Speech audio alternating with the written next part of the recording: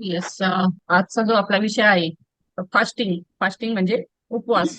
उपवास का करणं आवश्यक आहे, आणि उपवासाचे आपल्या शरीराला काय फायदे होत असतात, आणि उपवासाच्या ज्या वेगवेगळ्या पद्धती आहेत प्रत्येक संस्कृतीमध्ये, प्रत्येक धर्मामध्ये उपवासाचं एक वेगळं महत्व आहे. आणि त्याचा आपल्या शरीरावर काय इम्पॅक्ट होतो आपल्या आरोग्यावर, तर ते आपण थोडक्यात बघूया. येस.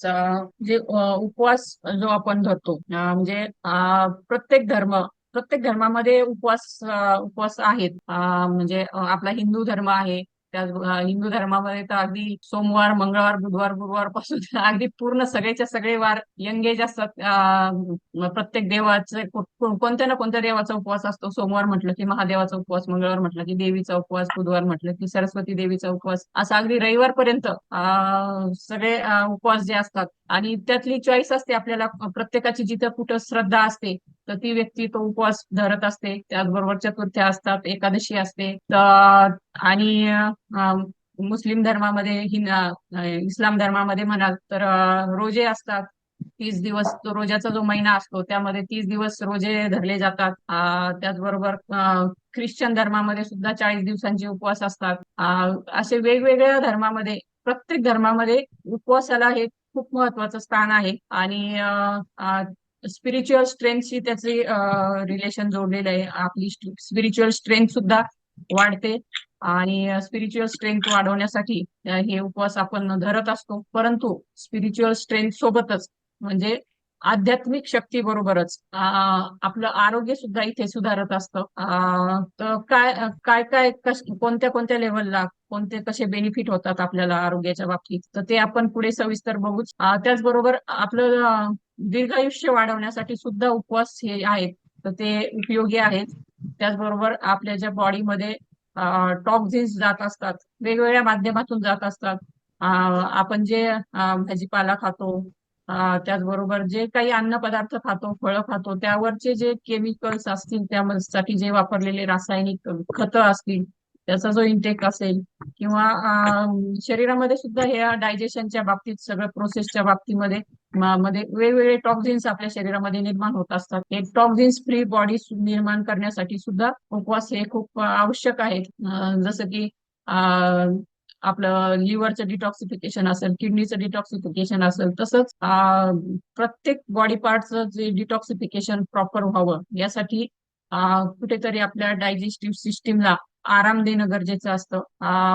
आणि प्रत्येक धर्मामधले जे किंवा प्रत्येक उपवासाचे जे हे आहेत, उपवासाचे टेक्निक्स जे आहेत ते वेगवेगळे आहेत. काही उपवास असे असतात की एक टाइम जेवण असतं. उदाहरणार्थ श्रावण महिना आहे. श्रावण महिन्यामध्ये आपण फक्त एक टाइम जेवतो, आणि बाकीचा जे आज आज जेवलं की डायरेक्ट उद्या, म्हणजे जवळपास 24 तासांचा तो फास्ट असतो.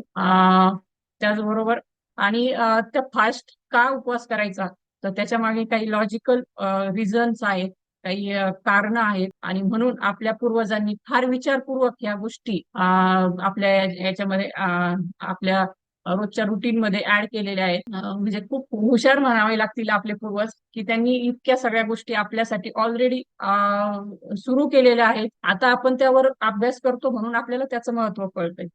त्याचबरोबर उपवास जो आहे तर तो का करायचा, एक छोट्याशा उदाहरणाने मी तुम्हाला सांगते. की आता हे जे चित्रामध्ये दिसत आहे, आता दिसते ना? येस. येस.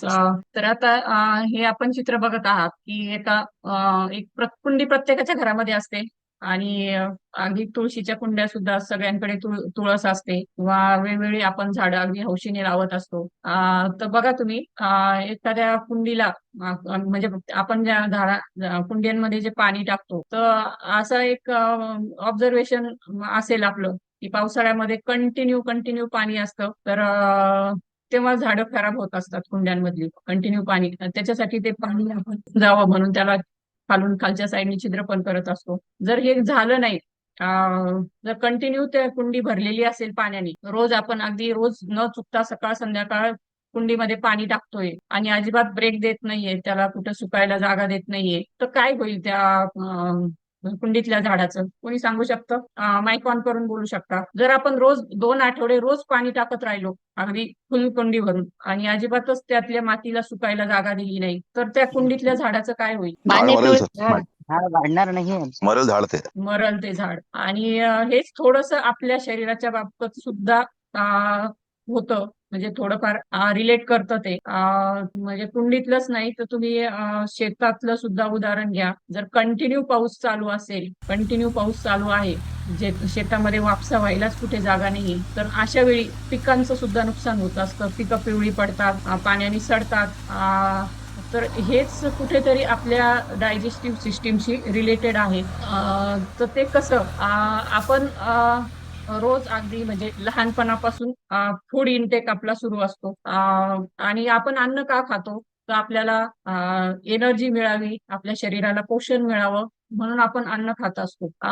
त्यात काही वाईट नाहीये. परंतु परंतु जसं एक कुंडीचं उदाहरण आहे किंवा सतत सतत जर पाणी टाकत राहिलं तर तिचं जसं नुकसान होतं, तसंच नॉनस्टॉप कुठलाही ब्रेक न देता जर आपण रोज 3 टाइम अगदी पोटभर जेवतोय तर आपल्या शरीराचं सुद्धा या कुंडीसारखंच थोडंसं होणार आहे. कारण कुठेतरी आपल्या डायजेस्टिव्ह सिस्टीमला ब्रेक देणं सुद्धा गरजेचं आहे.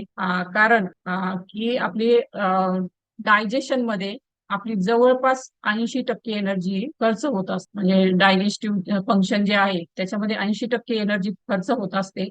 आणि जेव्हा आपण सतत सतत काहीतरी आपल्याला खाण्याची इच्छा होत असते किंवा सतत 3 टाइम अगदी आपण पोटभर जेवतो आणि मध्ये मध्ये आपलं स्नॅक्स सुद्धा चालू असतं, म्हणजे कुठेतरी आपण त्या आतल्या कुंडीला सतत पाणी घालत असतो आणि तिथे थोडासा ब्रेक लावणं गरजेचं आहे. म्हणून आपल्या संस्कृतीमध्ये, आपल्या धर्मांमध्ये उपवासाचं महत्व आहे. पण आपण उपवास जे आहेत आता खूप चुकीच्या पद्धतीने करतोय. कारण आपल्याकडे साबुदाणा आलेला आहे, आपल्याकडे बटाटे आलेले जे पूर्वी नव्हते. पूर्वीचे उपवास जे होते ते फळं कंदमुळं असं खाऊन ते केले जायचे किंवा कम्प्लीट आपल्या डायजेस्टिव्ह सिस्टीमला ब्रेक दिला जायचा. तर उपवासामध्ये काय खायचं हे सुद्धा महत्वाचं आहे. ऍक्च्युली उपवासामध्ये काहीच खायचं नाही, फक्त तुम्ही लिक्विड डाएट घेऊ शकता. जेव्हा आपण आरोग्यासाठी उपवास करतो तेव्हा लिक्विड डाएट घेऊ शकता, याच्यासाठी की आपल्याला शरीराला न्यूट्रिशनची कमी नाही पडली पाहिजे.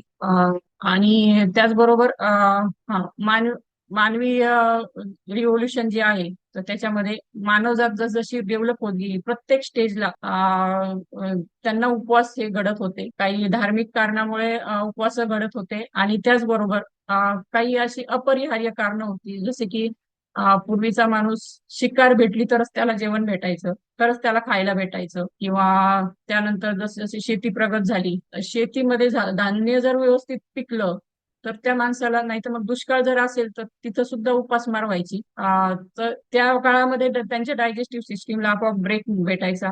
आणि अजून एक महत्वाचं, आत्ताच्या काळात आणि जुन्या काळामध्ये का का एवढा फरक पडलेला आहे? तेव्हा एक ठरलेलं असायचं, त्यांच्या जेवणाच्या वेळा वगैरे ठरलेल्या असायच्या. आणि आता काय झालेलं आहे, शहरामध्ये विशेष करून स्विगी आलंय, झोमॅटो आलंय, बेकरीचे ठिकठिकाणी दुकानं आहेत, घरामध्ये खूप सारं काही जंक फूड पडलेलं असतंय आणि अगदी 500-500 मीटरवर कुठेतरी काहीतरी खाण्याचे ऑप्शन्स असतात. त्यामुळं जरी आपण प्रवासाला निघालो तरी आपण अजिबात पोटाला कधीच आराम देत नाही. आणि म्हणून आणि आराम देण्याची गरज कुठेतरी निर्माण झालेली असते प्रत्येकालाच. तर त्यासाठी एक आध्यात्मिक याच्यातून तर उपवासाचं महत्व आहेच आहे, परंतु तरी त्या उपवासामध्ये आपण काय खायचं ही चॉईस आपल्याला करणं गरजेचं आहे. तर आपल्या शरीराला न्यूट्रिशन पाहिजे असतं आणि ते न्यूट्रिशन आपण जर लिक्विड डाएट मधून दिलं, की जसं आपण आपल्या मॅरेथॉन मध्ये डिटॉक्स डे घेतो, त्यामध्ये आपण 3 टाइम शेक सजेस्ट करतो, त्याचबरोबर डिटॉक्स वॉटर किंवा ताक सजेस्ट करतो. त्यातून बॉडीचं डिटॉक्सिफिकेशन होत असतं आणि दुसऱ्या दिवशी जी एनर्जी भेटत असती तर ती अमेझिंग असते. ऍक्च्युली त्या दिवशी आपण पोटाला आराम दिलेला असतो, कुठलंही खाल्लेलं नसतं, जेवण केलेलं नसतं, पण तरीही एनर्जी तिथे कुठंच कमी होत नाही. उलट दुसऱ्या दिवशी आपलं जे वर्कआउट आहे ते खूप पॉवरफुल होत असतं. तर हा अनुभव आहे माझा स्वतःचा सुद्धा, जेव्हा मी मॅरेथॉन मध्ये भाग घेत असते किंवा स्वतः सुद्धा मी एखादा दिवस असा करते की डिटॉक्स डे करत असते, तर तेव्हा नक्कीच खूप अमेझिंग असं एक एनर्जी जी आहे ती दुसऱ्या दिवशी मिळत असते. त्याचबरोबर मी आत्ताच सांगितलं तुम्हाला, झोमॅटो, स्विगी, ठिकठिकाणी सुपर मार्केट्स आहेत, त्यामुळं कुठंच खाण्याची कमी नाहीये, कुठंच उपाशी राहण्याची कमी नाहीये. उपाशी राहण्याची वेळ आपल्यावर येत नाहीये. आणि जरी आपल्याला उपवास असेल तर आपल्याकडे ऑप्शन्स काय असतात, चिप्स, तळलेले चिप्स असतात किंवा पॅकेटही मिळतात, साबुदाण्याचं काहीतरी करतो, घरात आपण काहीतरी बनवतो किंवा बाहेरचं काहीतरी मागवतो. त्याचबरोबर कोल्ड ड्रिंक्स असतात की जे की सगळ्यात घातक असतात, ज्यामध्ये खूप सारी शुगर असते, ते सुद्धा आपण घेतो. तर हे जे आपले उपवासाचे ऑप्शन्स आहेत तर ते नक्कीच आपण हे टाळायला पाहिजे. आणि रोजच्या याच्यामध्ये सुद्धा एकदा आपण प्रॉपर जेवण केलं की मध्ये एक 4-5 तास तरी आपण काही गरज नसताना काहीतरी खाणं हे चुकीचं आहे. त्याचबरोबर आपल्याकडे फ्रीज आलेले आहेत, फ्रीजमध्ये आपले अन्न पदार्थ प्रिझर्व केले जातात. त्यामुळे असं होत नाही कधी की आता स्वयंपाकाचा कंटाळा आला आणि आता जाऊ दे, तर तेव्हा आपण फ्रीज मधलं काढून काहीतरी खातो. म्हणजे आपण आपल्या पोटाला आराम देण्याची आपल्याला वेळ येतच नाही. त्याचबरोबर आपण ऍक्च्युली एक इंटरमिटंट फास्टिंग आपण ऐकलं असेल. इंटरमिटंट फास्टिंग काय आहे? आता पाश्चात्य देशांकडून एखादा शब्द आला की आपल्याला वाटतं हे काहीतरी वेगळं आहे, परंतु तसं काहीच नाहीये. इंटरमिटंट फास्टिंग अगदी आपण कित्येक वर्षांपासून आपले पूर्वज हे फॉलो करतात. म्हणजे अगदी मानवी इतिहासाच्या अगदी सुरुवातीपासूनच इंटरमिटंट फास्टिंग आपण फॉलो करतो. इंटरमिटंट फास्टिंग म्हणजे काय?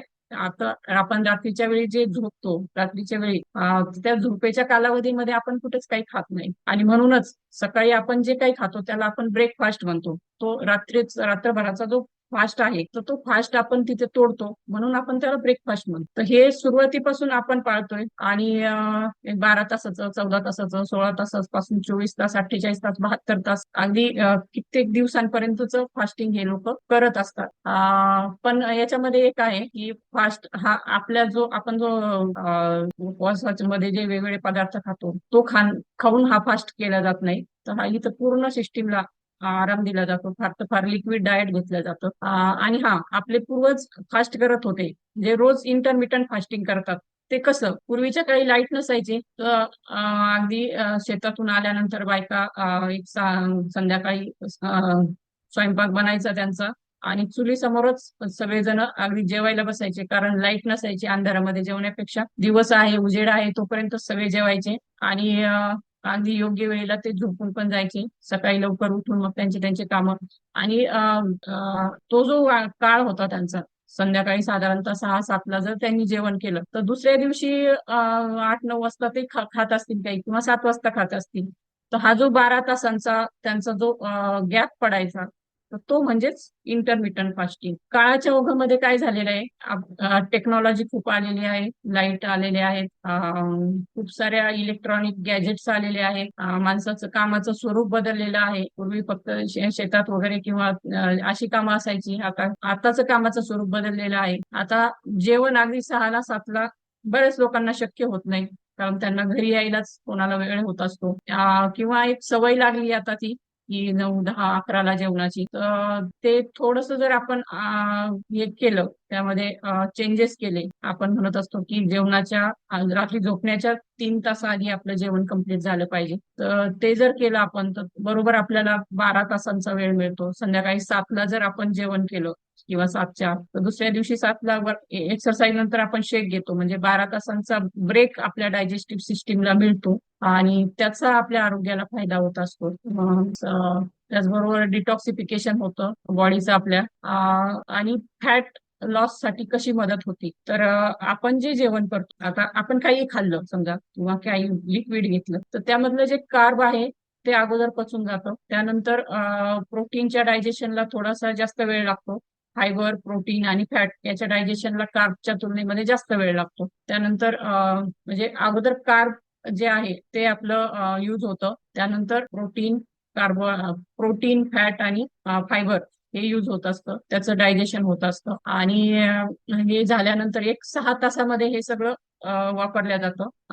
आणि त्यानंतर जी शरीराला लागणारी एनर्जी आहे, अगदी झोपेमध्ये सुद्धा आपले शरीर एनर्जी लागत असते त्याचं काम करण्यासाठी, तर ती एनर्जी कुठून मिळते, तर आपले जे स्टोर्ड फॅट आहे त्याच्यामधून ती एनर्जी मिळत असते. कारण जेव्हा आपण जास्तीच्या कॅलरीज घेतलेल्या असतात तर त्या जास्तीच्या कॅलरीज जेव्हा युज होत नाही तर त्याचं फॅट बनतं. मग हे स्टोर फॅट जे आहे तर ते त्या 6 तासाच्या नंतर युज केलं जातं. म्हणून आपण बघा, जेव्हा आपण रात्री जर आपण वेट केलं आणि सकाळी वेट केलं तर दोन्ही वेट मध्ये आपला फरक दिसतो. सकाळी सकाळी आपलं वेट कमी झालेलं दिसतं. हा सुद्धा एक अनुभव मी घेतलेला आहे. तर त्याचं कारणच आहे, एक तर बॉडीचं डिटॉक्सिफिकेशन होतं आणि दुसरं म्हणजे फॅट जे आहे आपल्या बॉडीतलं ते सुद्धा युज होत असतं. म्हणून आपण नेहमी सांगत असतो की रात्रीचं जेवण लवकर घ्या. त्याचं हेच कारण आहे की हा जो वेळ आहे आपला रात्रीच्या फास्टचा तो इथे वाढत असतो. उपवासाच्या मागे काय सायन्स आहे, एक आपण प्रत्येक गोष्ट ही इथे सायंटिफिक दृष्ट्या बघतो, ना की कुठल्या धार्मिक भावनेने किंवा काही. तर उपवासामुळे आपल्याला काय फायदा होतो, काय आपल्या शरीरावर त्याचा काय इम्पॅक्ट होतो. सगळ्यात महत्वाची गोष्ट म्हणजे स्टार्विंग आणि फास्टिंग याच्यामध्ये फरक आहे. आता बरेच लोकांना असं वाटत असतं की मी कमी खाल्लं तर माझं फॅट कमी, माझं वजन लवकर कमी होईल. म्हणून काही लोक अगदी अर्धी चपाती खा, अर्धी भाकरी खा, किंवा खूप कमी जेव, किंवा काही जेवण स्किप कर, असे फंडे आजमावत असतात. तर त्याला स्टार्विंग म्हणायचं, कारण तिथं आपल्या बॉडीला जी न्यूट्रिएंट्सची गरज असते प्रॉपर प्रमाणामध्ये तर ते आपण देत नाही, म्हणून ते स्टार्विंग आहे. पण हे फास्टिंग म्हणजे आपण जाणीवपूर्वक हे असं ठरवून करतो की आता आज शरीराला कुठली सॉलिड घटक द्यायचा नाही, डायजेस्टिव्ह सिस्टीमला आराम द्यायचा आहे, आणि म्हणून आपण हे ठरवून करतो. आणि त्याच बरोबर त्यासोबत आपण काही न्यूट्रिएंट सुद्धा शरीराला देत असतो लिक्विडच्या स्वरूपामध्ये. तर हा फरक आहे फास्टिंग मध्ये आणि स्टार्विंग मध्ये.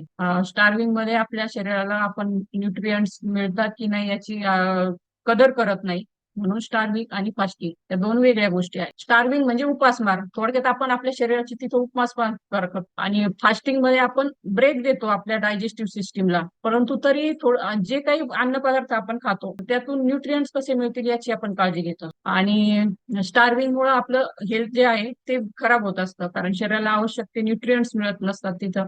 उपासमार होते, त्यामुळे विकनेस येतो, आपली एनर्जी डाऊन होते, मसल डाऊन होऊ शकतात. त्यामुळं स्टार्विंग हे आपल्या आरोग्यासाठी चांगली नाहीये. पण फास्टिंग मध्ये आपली एनर्जी वाढत असते, कारण डायजेस्टिव्ह सिस्टीमला तिथं आपण पूर्ण आराम देतो, आणि त्यामुळं डायजेशन साठी जी एनर्जी खर्च होणार असती शरीराची ती तिथे वाचती. आणि ती एनर्जी, तो वेळ आपल्या बॉडीचं जे म्हणजे हिलिंग आहे, हिलिंग प्रोसेस आहे तिच्यासाठी वापरतं. म्हणजे जी झीज असते शरीराची झालेली ती भरून काढण्यासाठी ती एनर्जी वापरली जाते.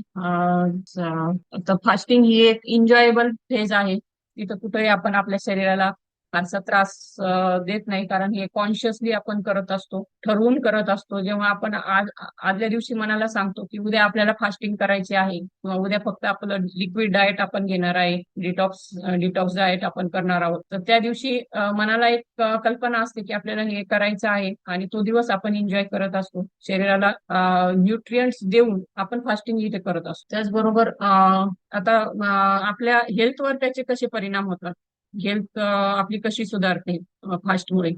तर ज्यांना कुणाला डायबिटीस आहे त्यांच्यासाठी सुद्धा फास्ट आवश्यक आहे. ब्लड शुगर लेवल जी आहे ती कंट्रोलमध्ये राहते, आणि ज्यांना डायबिटीस नाही त्यांची सुद्धा ब्लड शुगर लेवल ही कंट्रोलमध्ये राहत असते. कारण नाही म्हटलं तरी नॉर्मल माणसाची सुद्धा ब्लड शुगर जी आहे ती फ्लक्च्युएट होत असते. तर ते फ्लक्च्युएशन जे आहे तर ते नक्कीच फास्टिंगमुळे कमी होत असतं. फक्त एकच रिक्वेस्ट आहे की ज्यांना कुणाला डायबिटीस आहे त्यांनी फास्टिंग करताना थोडीशी काळजी घेणं गरजेचं आहे. आपली शुगर लेवल माहीत असणं गरजेचं आहे. आणि त्याचबरोबर तुम्ही जर उपवास करताय आणि तुमची रेग्युलर गोळी पण घेताय तर यामध्ये आपली शुगर डाऊन होऊ शकते. त्यामुळं थोडंसं डॉक्टरांच्या सल्ल्याने जास्त जास्त काळासाठी जर उपवास करत असाल तर नक्कीच डॉक्टरांचा सल्ला घेणं गरजेचं आहे. 12 तास, 14 तास, 16 तास इट्स ओके, याच्यासाठी गरज नाही. परंतु त्यापेक्षा जर जास्त काही लोकांचे फास्टिंग असतात तर तिथे डॉक्टरांचा सल्ला घेण्याची गरज आहे. आपलं मेटाबॉलिझम आहे ते सुद्धा बूस्ट होत असतं, मेटाबॉलिझमची प्रोसेस सुद्धा चांगली होते. आता मेटाबॉलिझम म्हणजे काय, या अगोदरही सांगितलेलं आहे. एनाबॉलिझम आणि केटाबॉलिझम, आपल्या शरीरातल्या ज्या पेशी असतात त्यांचं रिन्युएशन चालू असतं. जुन्या पेशींची जी झीज झालेली आहे, जुन्यांच्या जागी नवीन पेशी येत असतात. म्हणजे काही काळानंतर म्हणजे प्रत्येक अवयवाच्या ज्या पेशी आहेत आपल्या त्या नवीन होत असतात. शरीराची झीज होणं आणि नवनिर्मिती होणं या दोन्ही गोष्टी एकाच वेळी चालू असतात, अनाबॉलिझम आणि कॅटाबॉलिझम. त्यालाच आपण मेटाबॉलिझम म्हणतो. आणि ज्याचं मेटाबॉलिझम चांगलं त्याची हेल्थ चांगली असते. आणि फास्ट उपवासामुळं आपलं मेटाबॉलिझम चांगलं व्हायला मदत होत असते. आणि कधी आपलं वजन कमी व्हावं म्हणून उपवास नाही करायचा आहे, तर आपलं जे आरोग्य आहे ते चांगलं व्हावं, आपलं बॉडीचं डिटॉक्सिफिकेशन व्हावं, आपल्या डायजेस्टिव्ह सिस्टीमला रेस्ट मिळावी आणि एकूणच आपलं आरोग्य सुधारावं म्हणून आपण उपवास करायचा आहे. फिट होण्यासाठी उपवास करायचा आहे, हेल्दी होण्यासाठी उपवास करायचा आहे. आता फास्टिंगमुळे डिटॉक्सिफिकेशन होत असतं, लिव्हरचं डिटॉक्सिफिकेशन होतं, कारण लिव्हरवर पण जो लोड रोज येत असतो तर तो सुद्धा कमी होतो रोज आपण जेवण घेतल्यानंतर. ते एक प्रयोगशाळेसारखं लिव्हरचं काम चालू असतं. जसं की प्रत्येक जो काही अन्न घटक आपल्या शरीरामध्ये जात आहे, रक्तामध्ये मिक्स होत आहे, तर ते शरीराला योग्य आहे की नाही हे लिव्हर कडे ती तपासणी होत असते. आणि जर ते घातक असेल तर लिव्हर ते स्वतःकडेच ठेवतं आणि बाकीचं ब्लड मध्ये आपलं सर्क्युलेट होत असतं. तर त्यामुळं लिव्हर मध्ये टॉक्झिन्स साठत असतात आणि हे टॉक्झिन्स जे आहे ते बाहेर पडणं सुद्धा गरजेचं आहे, म्हणून लिव्हर डिटॉक्सिफिकेशनचं काम सुद्धा फास्टिंगमुळे होत असतं. त्याचबरोबर आपण लिक्विड फॉर्म मध्ये न्यूट्रिएंट्स घेत असतो, तर त्यामुळं कुठेही आपली एनर्जी तिथे कमी होत नसते. आणि उपवासानंतर सगळ्यात महत्वाची गोष्ट म्हणजे उपवासानंतर आपण शरीराला न्यूट्रिएंट रिच खाणं दिलं पाहिजे, कारण एक आपला जो काही कालावधी असेल उपवासाचा, 12 तास, 14 तास, 16 तास किंवा काहींचा 24-24 तासांचा असतो, तर त्या उपवासानंतर शरीराला पोषक असं अन्न घटक आपण दिले पाहिजे, ना की म्हणजे फक्त कॅलरीज आणि नो न्यूट्रियंट्स असं नको व्हायला, एम्प्टी कॅलरीज नको द्यायला. तर न्यूट्रिएंट रिच फूड आपण आपल्या शरीराला दिलं पाहिजे. इंटरमिटंट फास्टिंग, आता हा शब्द नवीन आलेला आहे, की जो जे की मी सांगितलं की आपले पूर्वज कित्येक वर्षांपासून, हजारो वर्षांपासून इंटरमिटंट फास्टिंग पाळतायत, करतायत. तर हे इंटरमिटंट फास्टिंग जे आहे म्हणजे 12 तासाचा, 14 तासाचा, 16 तासापासून हे सुरू होत असतं. आपण आपल्या शरीराला जसं सूट होईल तसा तो आपण हे करायचं आहे. कोणाला 12 तासाचं सूट होईल, कोणाला 14 तासाचं, 16 तासाचं, या पद्धतीने प्रत्येकाच्या शरीरानुसार आपण ती चॉईस करू शकता. तर हे इंटरमिटंट फास्टिंग कशासाठी आहे, तर त्याचा पर्पज एकच आहे की आपल्या डायजेस्टिव्ह सिस्टीमला आपण आराम द्यायचा आहे. त्यानं कारण का आराम द्यायचा, तर 80% एनर्जी आपली जी आहे, प्राणशक्ती जी आहे, ती डायजेशन मध्ये खर्च होत असते, म्हणून ही प्राणशक्ती आपली एनर्जी आहे ती उपवासाच्या दरम्यान वाचते आणि ती आपल्या शरीराच्या हिलिंगवर खर्च होत असते, म्हणजे रिन्युएशन वर खर्च होत असते. त्यामुळे आपली एनर्जी नक्कीच तिथे वाढते, डिटॉक्सिफिकेशन होतं, शरीरातले जे वेगवेगळ्या अवयवांवर काम करण्याची जी ऊर्जा आहे तर ती त्यातून मिळते. त्याचबरोबर आपली प्रतिकार शक्ती वाढते आणि शरीराची जी झीज झालेली असते ती भरून निघण्यासाठी सुद्धा फास्टिंगमुळे त्याचा उपयोग होत असतो. त्याचबरोबर आपण जर रात्री उशिरा जेवलो, लेट इव्हिनिंगला म्हणजे अगदी 8च्या नंतर, 9च्या नंतर वगैरे जेव्हा आपण जेवतो, तर तेव्हा आपली डायजेशन जे आहे तर ते लो झालेलं असतं. आणि रात्रीच्या वेळी आणि अगदी सकाळी सकाळी सुद्धा ते डायजेशन लो असतं, कारण आपलं बॉडी जे आहे ते सूर्याचं घड्याळ पाळत असतं. जसं सूर्य आकाशात येतो तस तसं आपलं डायजेशन जे आहे ते ऍक्टिव्ह व्हायला लागतं. आणि सूर्य जेव्हा अगदी माथ्यावर असतो, दुपारची वेळ असती, तेव्हा सगळ्यात हायेस्ट डायजेशन आपलं असतं. आणि जसं सूर्य मावळतीला जातो तस तसं पुन्हा आपलं डायजेशन हे कमी कमी, डायजेशन पॉवर जी आहे ती कमी कमी होत जाते, म्हणजे जे आपला जठराग्नी आहे तो मंदावतो. जसं म्हणजे सूर्याचा अग्नी जसं तापायला लागतो तसं जठराग्नी तापतो आणि तो सूर्य मावळल्यानंतर तो कमी होतो आपला जठराग्नी, म्हणजे डायजेशनची पॉवर जी आहे, डायजेशन जे आहे तर ते आपलं तिथे कमी होत असतं. म्हणून रात्री खूप उशिरा जर आपण हेवी डाएट घेतलं, तेलकट तळलेलं असे पदार्थ आपण खाल्ले, तर ते प्रॉपर डायजेस्ट होत नाही. एक तर शरीराला कळत नाही खाल्लेल्या पदार्थाचं डायजेशन करू की दिवसभराची जी वेअर अँड टिअर झालेली आहे, झीज झालेली आहे, ती भरून काढण्यासाठी मी काम करू, असं बॉडी कन्फ्युज होते. कारण आपण बघितलेलं आहे झोपेच्या काळामध्ये आपली बॉडीची जी झीज आहे ती भरून निघत असते. त्याचबरोबर रिन्युएशन आपलं होत असतं सगळ्या बॉडीचं. वेगवेगळे कामं जे आहेत ते झोपेच्या काळामध्ये होत असतात, तर ते करू की डायजेशन करू असं शरीर कन्फ्युज होतं. म्हणून लेट लेट नाईट जेवणं हे प्रत्येकाने आणि ही जी वेळ असती संध्याकाळपासून तर सकाळपर्यंतची, तर ही इलिमिनेशन फेज असते बॉडीची. म्हणजे शरीरामध्ये जे काही टॉक्झिन्स तयार होत असतात तर ते बाहेर काढण्याचं काम ह्या वेळेमध्ये होत असतं. आणि म्हणून शरीराला त्या काळामध्ये रेस्ट देणं गरजेचं आहे. म्हणून आणि जवळपास आपण सगळेच जण, मी म्हटलं ना इंटरमिटंट फास्टिंग जवळपास आपण सगळेच जण फॉलो करत असतो. फक्त एवढंच आहे की एखादा जर रात्री 10ला किंवा 11ला जेवला आणि सकाळी 7ला 6ला त्याने चहा घेतला, तर त्याला जो वेळ मिळतो त्याच्या बॉडीला तो खूप कमी असतो. समजा 11 ते 7 म्हणजे 8च तासाचा असतं. तेच जर तुम्ही संध्याकाळी 7ला तुमचं जेवण कंप्लीट झालं किंवा 8ला जेवण कंप्लीट झालं, दुसऱ्या दिवशी सकाळी वर्कआउट नंतर तुम्ही शेक घेतला, जवळपास 11 ते 12 तासांचा वेळ तुमच्या बॉडीला मिळतो हिलिंगसाठी, डिटॉक्सिफिकेशनसाठी आणि वेगवेगळे कामं करण्यासाठी. आणि म्हणून जेव्हा आपली जेवणाची वेळ आपण बदलतो तेव्हा नक्कीच आपली जी हेल्थ आहे ती सुद्धा चांगली व्हायला लागते. आता इंटरमिटंट फास्टिंग आहे ते कुणी करावं, ज्याला सूट होईल त्याने करावं. ज्याला लो बीपी आहे त्यांनी शक्यतो फास्टिंग टाळावं. म्हणजे कोणताही उपवास जो आहे तो लो बीपी वाल्यांनी टाळायला पाहिजे. त्याचबरोबर त्याची शरीरयष्टी कशी आहे त्यावर सुद्धा त्याने उपवास करावा की नाही हे अवलंबून आहे. म्हणजे ज्याच्या त्याच्या लाईफस्टाईलवर, ज्याच्या त्याच्या शरीरावर उपवास करावा किती करावा हे अवलंबून आहे. त्याचबरोबर ज्यांच्या शरीरामध्ये खूप टॉक्झिन्स असतात जमा झालेले, तर अशी व्यक्ती जेव्हा उपवास करायला लागते तर तेव्हा त्यांना डोकेदुखी, उलट्या अशी काहीतरी लक्षणं दिसू शकतात. पण मग त्रास होतोय म्हणून त्यांनी उपवास करायचाच नाही का? तर करायचा. कारण त्यांच्या शरीरात जे टॉक्झिन्स आहेत ते बाहेर काढणं गरजेचं आहे. थोडस त्यांना चॅलेंजेस येतील उपवासामध्ये, परंतु त्यांना सगळ्यात जास्त गरज असते उपवास करण्याची. तर इंटरमिटंट फास्टिंग म्हणजे मी सुरुवातीला सांगितलं की 12 तासापासून तर अगदी काही दिवसांपर्यंत सुद्धा लोक करतात. पण एवढं करण्याची गरज नाही. आपण 12 तास, 14 तास आणि 16 तासांचं सुद्धा केलं तरी तेवढं सफिशियंट आहे. त्यामुळे फारसा काही आपल्याला त्रास होणार नाही. आणि मी मागे एक पुस्तक वाचलं इंटरमिटंट फास्टिंगवर, आणि स्वीडन मधल्या कुठल्या लेखकाने लिहिलेलं ते. तर त्यांनी असं म्हटलेलं की तिकडं त्यांच्या देशामध्ये असे काही हॉस्पिटल्स आहेत आणि डॉक्टरांच्या ऑब्झर्वेशन खाली तिथं उपवास इंटरमिटंट फास्टिंग ही जे आहे तर ती तिथं त्या पेशंटला करायला लावतात. आणि त्यातून म्हणजे डायबिटीस असेल किंवा किडनीचे आजार असतील किंवा अगदी कॅन्सरवर सुद्धा उपचार या फास्टिंग मधून केला जातो. स्वीडन